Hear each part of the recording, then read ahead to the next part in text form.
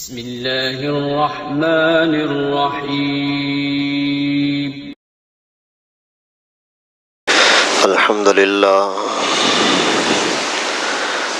لله نحمده ونصلي ونسلم على رسوله الكريم.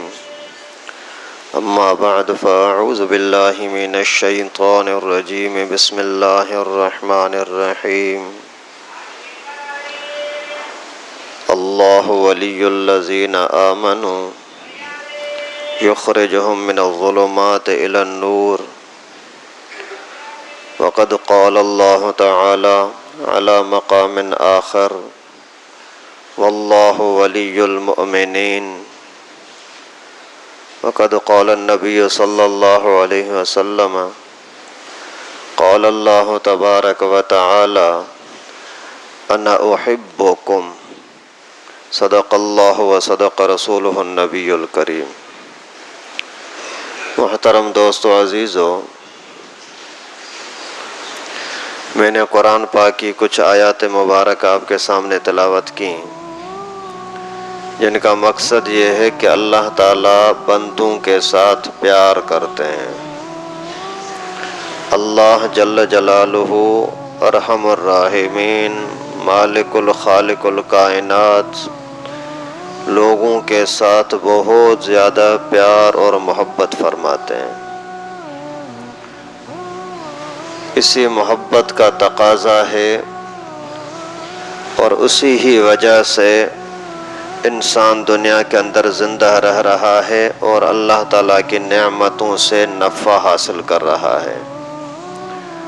اگر اللہ رب العالمین اپنی رحمت کو، اپنی شفقت کو، اپنی محبت کو لوگوں سے گھٹا دیں تو انسان ایک لمحے کے لیے بھی زندہ نہیں رہ سکتا. اور یہ بات وہ ہے جو تھوڑا سا اگر آدمی سوچے تو ہر بندہ آسانی سے سمجھ سکتا ہے کہ واقعی اللہ تعالیٰ کا ہمارے ساتھ پیار ہے. لیکن انسان اتنا بے وفا، اتنا بے سمجھ اور اس چیز کے اندر اتنا تو بے حیا اور بے شرم نکلتا ہے کہ دنیا کے ہر چیز کی وفا کا اس کو پتہ ہے، دنیا کے ہر محسن کا وہ کچھ نہ کچھ خیال کرتا ہے، لیکن اگر بے وفائی کرتا ہے تو رب العالمین کے ساتھ کرتا ہے. دنیا کے اعتبار سے اگر تھوڑا بہت کسی نے احسان کیا تو ہمیشہ آدمی اس کا شکر گزار بنتا ہے، بھائی تیری مہربانی، تو نے مشکل وقت میں میرا ساتھ دیا تھا. اور اللہ رب العالمین جس کے مہربانی سے یہ پیدا ہوا، اسی کے مہربانی سے ماں کے پیٹ میں رہا، اسی کے مہربانی سے دنیا کے اندر رہا. اس کا کھانا پینا، سانس لینا، سننا سنانا، بات کرنا، چلنا پھرنا، ہر چیز اللہ کی مہربانی. اس کے باوجود اگر اسی اللہ کو آدمی بھلا دے، چھوڑ دے، تو اس سے بڑا بے وقوف، بے سمجھ اور کون ہو سکتا ہے؟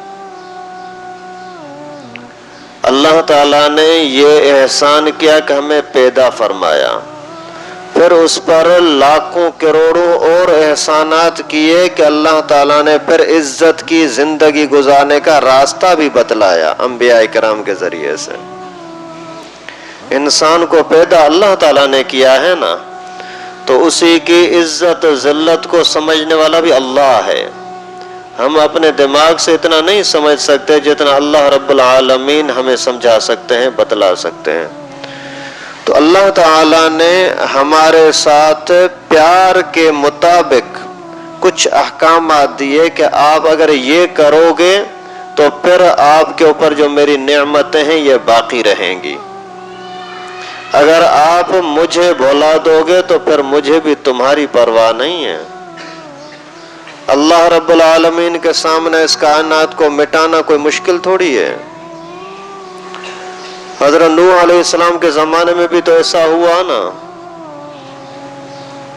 ایک اللہ کے نبی نے بددعا دی قوم کو اور پوری کی پوری اس زمانے کے اندر جتنی بھی آبادی تھی ساری تباہ ہو گئی.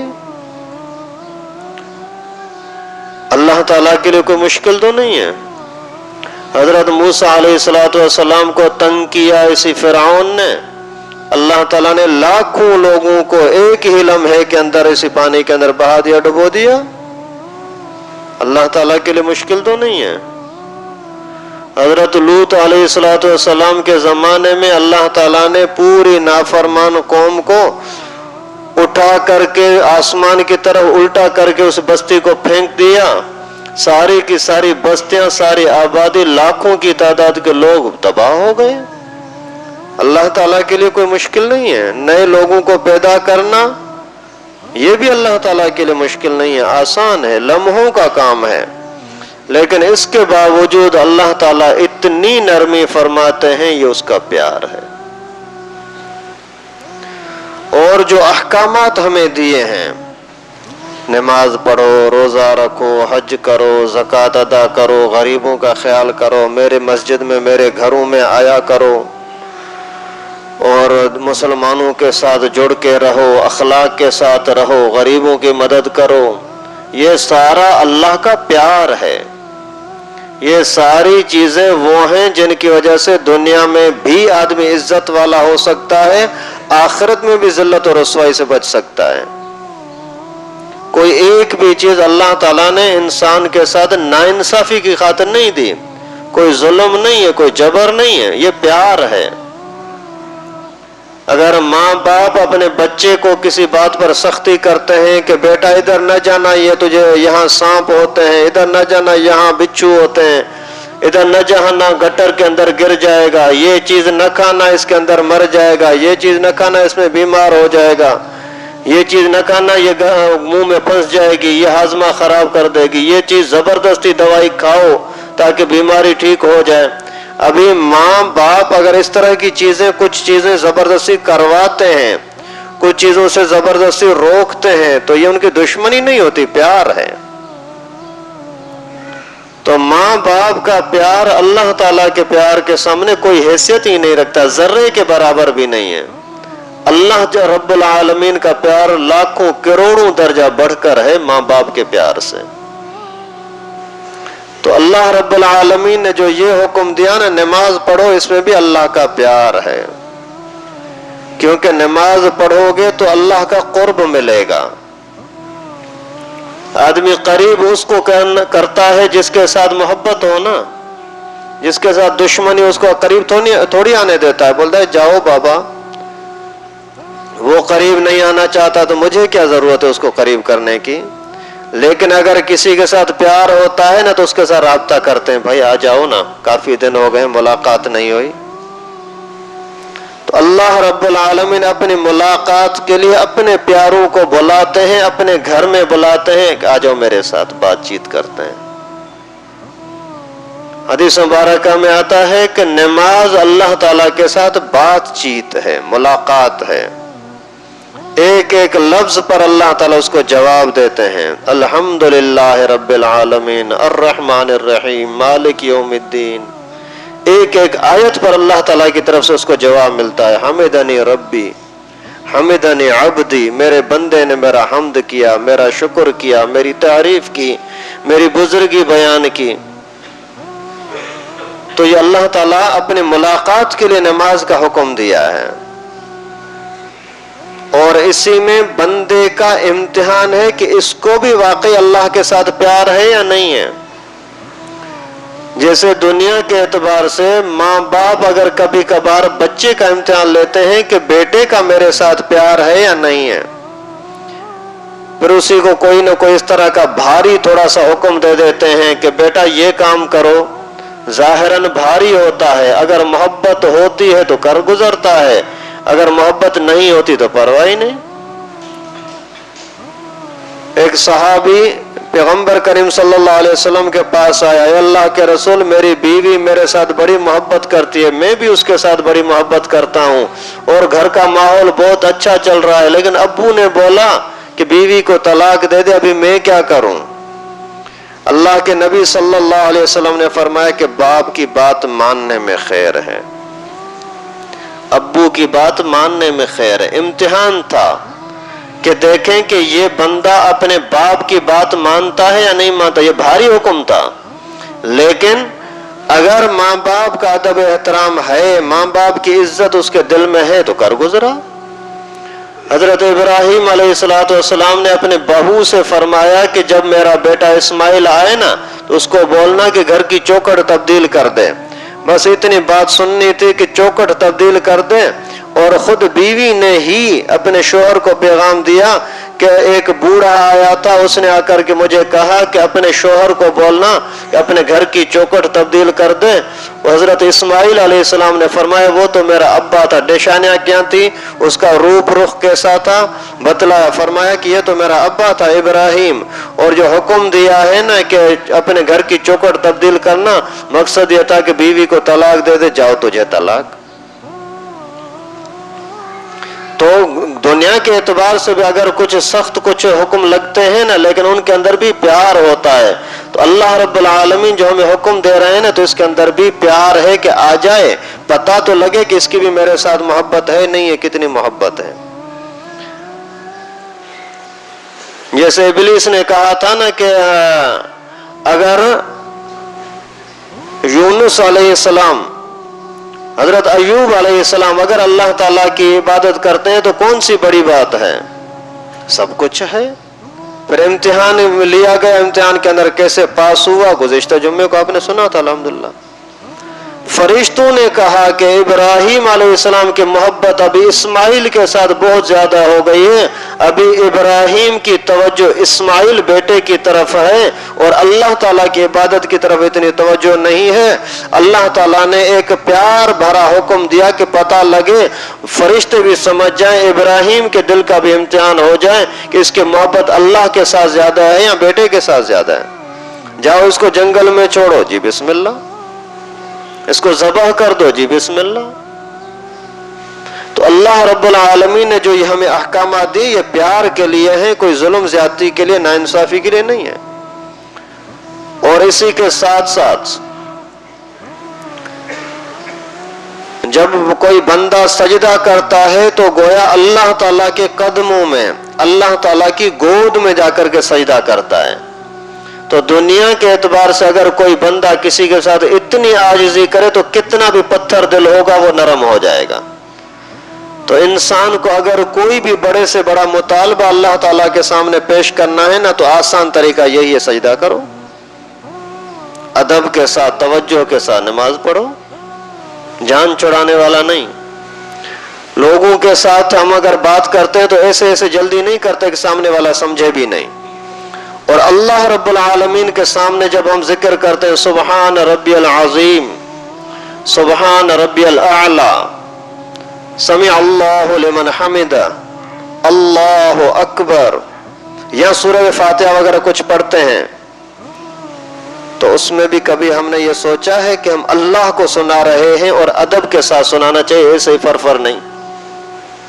اس میں بھی تھوڑا تو آدمی سوچے، جب بیٹے کے ساتھ بات کرنی ہے تو ترتیب کے ساتھ، ایسے من نہیں کہ سامنے والا نہ سمجھ سکے۔ تو اللہ رب العالمین کے سامنے ایسے ہی فرفر کیوں؟ تو اللہ تعالیٰ کا حکم کہ نماز پڑھو، یہ پیار ہے، قرب کا ذریعہ ہے۔ اسی طریقے سے پھر دنیاوی لحاظ سے بھی نماز تمہیں عزت دے گی، فائدہ ملے گا، ورزش ہو جائے گی۔ انسان کے چلنے پھرنے کا جو سب سے بڑا جو ذریعہ ہوتا ہے وہ رگیں ہوتی ہیں جو اس کو کنٹرول کرتی ہیں۔ اگر رگیں کام نہ کریں نا تو آدمی نہ بیٹھ سکتا ہے، نہ کھڑا ہو سکتا ہے، نہ چل پھر سکتا ہے، سارا یہ رگوں کا کام ہے۔ یہ رگوں کی ورزش کا سب سے بہترین ذریعہ نماز ہوتا ہے۔ کوئی ایک بھی رگ ایسی نہیں ہوتی کہ آپ ادب کے ساتھ نماز پڑھو اور اس کے اندر اس کی ورزش نہ ہو جائے، ہر رگ اچھی طرح سے ورزش ہو جاتی ہے۔ اور اس سے پہلے وضو کرنا، سارے جسم کو دھو لو، جو اعضاء کھلے ہوئے ہیں ان اعضاء کو پانی ٹھنڈا لگ جائے گا نا تو آپ کے جسم کے اندر چستی پیدا ہو جائے گی۔ اللہ کا قرب تو ہے ہی، لیکن دنیاوی اعتبار سے بھی فائدے۔ نماز پڑھو گے آپس میں ایک دوسرے کے ساتھ ملاقات ہوگی، ذہن کے اوپر جو ٹینشن بوجھ آ گیا ہے نا، یار بیٹھے بیٹھے تھک گیا ہوں، دوستوں کے ساتھ ملاقات ہوئی، وہ بات چیت ایک دوسرے سے کی، تھکن ختم۔ تو دنیاوی لحاظ سے بھی نماز میں فائدے ہیں۔ اسی طرح سے روزہ ہے نا، روزے میں جسمانی لحاظ سے بھی فائدے ہیں، اللہ کے قرب کا ذریعہ تو ہے ہی، لیکن جسمانی لحاظ سے بھی فائدے ہیں۔ اسی کی وجہ سے اندر کی بھی کئی ساری بیماریاں ہیں، ان سے آدمی جان بچ جاتا ہے۔ وہ پھر اسی روزے کی حکمت انشاءاللہ ابھی اگلے مہینے میں، تو ویسے ہی آج پہلی تاریخ، کل انشاءاللہ پہلی تاریخ ہے، ایک مہینے کے بعد رمضان المبارک آ رہا ہے، پھر اس کی حکمتیں بھی انشاءاللہ آئیں گی۔ تو اللہ تعالیٰ نے جتنے سارے احکامات دیے، اللہ تعالیٰ کے ساتھ پیار ہے، کوئی دشمنی نہیں ہے۔ اللہ تعالیٰ دشمنی رکھیں گے کیا کریں گے؟ اسی کو اسی ٹائم پر فرمائیں گے کن، مر جا، مر جائے گا، اسی ٹائم پر تباہ کر سکتا ہے لمحے کے اندر۔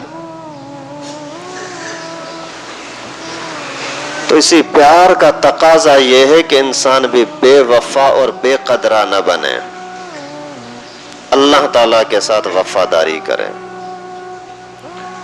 اللہ تعالیٰ کے ساتھ وفاداری یہ ہے کہ اس کے حکموں کو ٹھکرائے نہیں، مانے، اپنا کر چلے، اپنے آپ کو خدا نہ سمجھے، اللہ کا بندہ سمجھے۔ کائنات کے اندر سب سے زیادہ محبت اللہ رب العالمین کی رسول اللہ صلی اللہ علیہ وسلم کے ساتھ ہے۔ سب انبیاء سے بڑھ کر شان والے اللہ تعالیٰ نے حضرت محمد مصطفیٰ احمد مجتبیٰ صلی اللہ علیہ وسلم کو پیدا فرمایا، اور اسی کے ساتھ دنیا میں پیغمبر کریم کے رہتے ہوئے جو سب سے بڑا اعزاز جو پیغمبر کریم کو اللہ تعالیٰ نے عطا کیا نا، وہ اپنے ساتھ ملاقات کا تھا، معراج کا۔ اور اسی معراج کا جو تذکرہ اللہ تعالیٰ نے قرآن پاک میں فرمایا نا، اسی بندگی کے ساتھ، سبحان الذی اسریٰ بعبدہ، پاک ہے وہ ذات جس نے اپنے بندے کو سفر کرایا، سیر کرایا، معراج کروایا۔ تو علماء نے لکھا ہے کہ سب سے پیارا لفظ اگر اللہ تعالیٰ کے ساتھ جوڑ کا، اللہ کے ساتھ تعلق اور نسبت کا ہے نا، وہ بندگی ہے۔ انسان بندہ بن کے رہے، خود خدا بننے کی کوشش نہ کرے، اپنے آپ کو اللہ تعالیٰ کی بندگی سے آزاد نہ سمجھے۔ آج کل تو عجیب فتنے ہیں، ابھی 3-4 سال سے جب سے یہ حکومت آئی ہے، ایک نیا فتنہ سامنے آیا ہے، اور اسی فتنے کا نام ہے عورت آزادی مارچ۔ 8 مارچ کو کرتے ہیں، اور آج کے اخباروں میں آیا ہے کہ باقاعدہ ہمارے مسلمان حکمرانوں نے یہ اعلان کیا ہے کہ ہم ان کو مکمل تحفظ دیں گے، حفاظت کے ساتھ ان کو مارچ کرنے کی اجازت دیں گے، کوئی دشمن ان کی طرف آنے بھی نہیں دیں گے۔ آزادی مارچ کا مطلب کیا ہے؟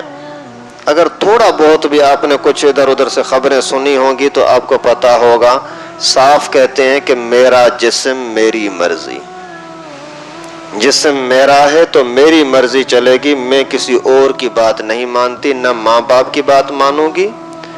صاف کہتی ہیں ہمیں چاہیے آزادی باپ سے، آزادی بھائی سے، آزادی بہن سے، آزادی خالہ پھوپھی سے، آزادی شوہر سے، آزادی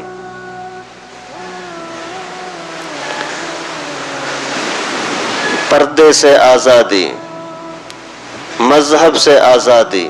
صاف یہ ان کے اپنے زبان کے الفاظ ہیں۔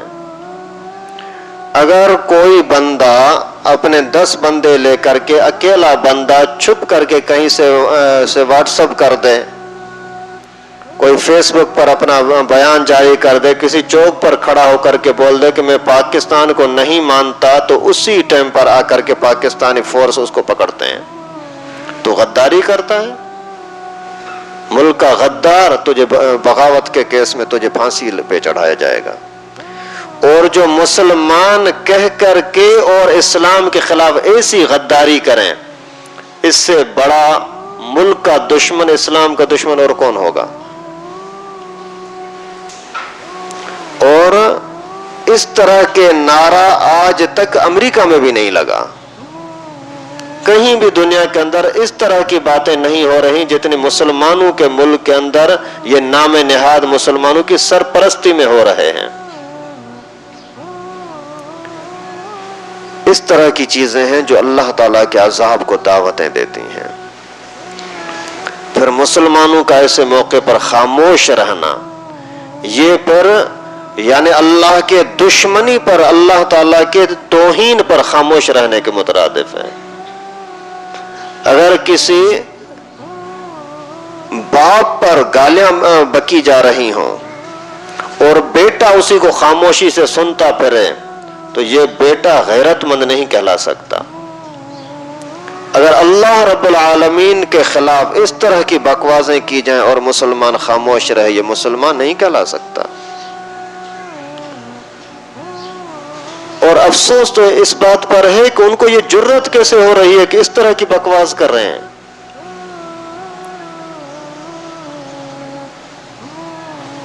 یہ آزادی کے نام پر فحاشی پھیلانا، جتنی ہوتی ہیں ساری، کوئی ایک بھی اس کے اندر کپڑے والی نہیں ہوتی، ساری ننگی ہوتی ہیں، آدھی شلوار آدھی بنیان پہن کر کے اور آزادی مانگ رہی ہیں۔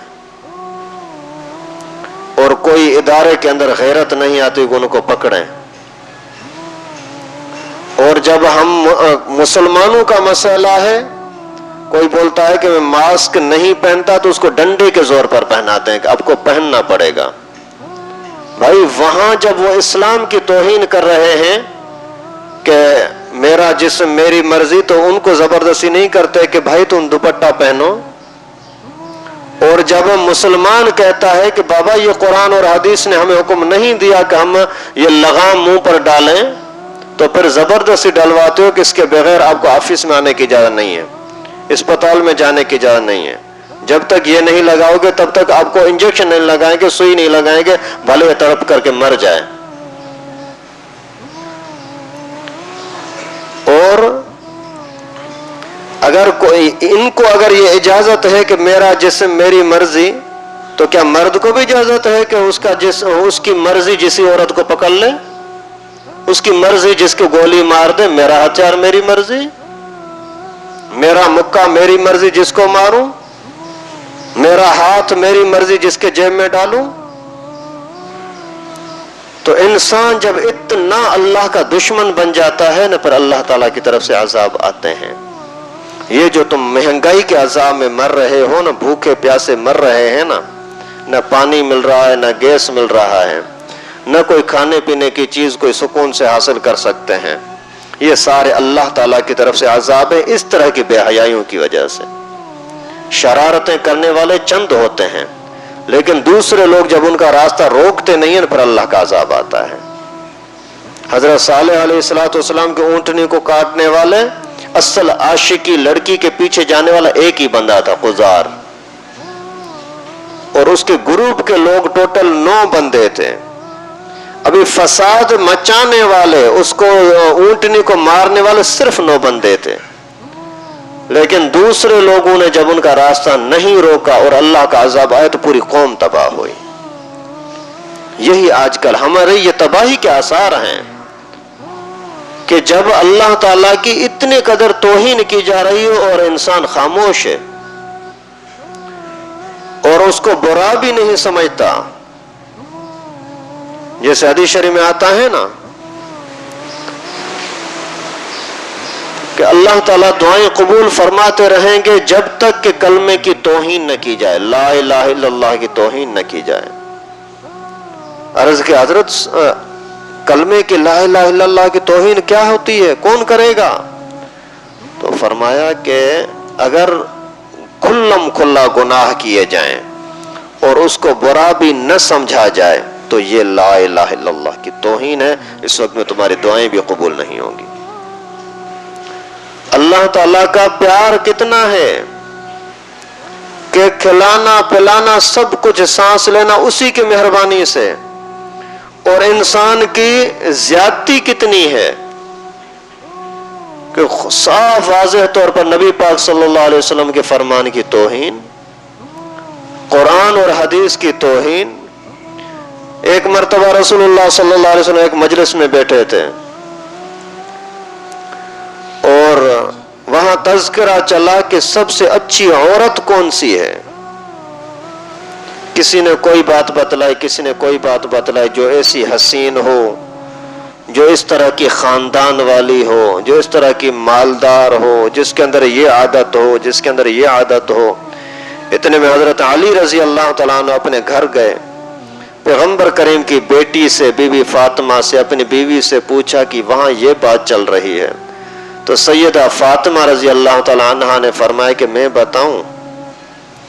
فرمایا سب سے اچھی عورت وہ ہے جس کی نظر کسی اجنبی پر نہ پڑے، کسی اجنبی کی نظر اسی پر نہ پڑے، یہ سب سے اچھی عورت ہے۔ یہ بات آ کر کے حضرت علی نے پیغمبر کریم کو بتلائی کہ میری بیوی نے یہ بتلایا ہے۔ اللہ کے نبی صلی اللہ علیہ وسلم نے اتنا خوش ہوئے اور اتنا خوش ہوئے، فرمایا فاطمہ تو بضعۃ منی، فاطمہ تو میرے جگر کا ٹکڑا ہے۔ اور اللہ کے نبی صلی اللہ علیہ وسلم نے اس کی تعریف کی، لیکن بات کو سمجھیں، عورت بی بی فاطمہ بھی عورت ہے، آج کل کے یہ مارچ کرنے والی بھی عورتیں اپنے آپ کو کہتی ہیں، لیکن اس عورت کے اندر اس کی شان یہ ہے کہ اللہ کے نبی صلی اللہ علیہ وسلم نے فرمایا فاطمہ سیدۃ نساء اہل الجنہ، فاطمہ جنت کی عورتوں کی سردار ہے، فاطمہ جنت کی عورتوں کی سردار ہے۔ یعنی دنیا کے اندر اگر سب سے زیادہ کوئی عزت والی عورت ہے تو وہ فاطمہ، وہ کہتی ہے کہ کسی مرد کی نظر آپ پر نہ پڑے، آپ کی نظر مرد پر نہ پڑے، یہ غیرت مند عورت ہے، یہی عزت والی عورت ہے۔ اگر ہم اپنے بچیوں کو عزت والا بنانا چاہ رہے ہیں، اگر ہم اپنے بچوں کو بی بی فاطمہ کے ساتھ جنت کے اندر رکھنا چاہتے ہیں اور اس طرح کی گھٹیا عورتوں سے بچانا چاہتے ہیں تو اسی نقطے پر تھوڑی سی نظر رکھیں کہ آپ کی بیٹی پر، آپ کی بیوی پر، آپ کی بہن پر کسی اجنبی کی نظر نہ پڑے،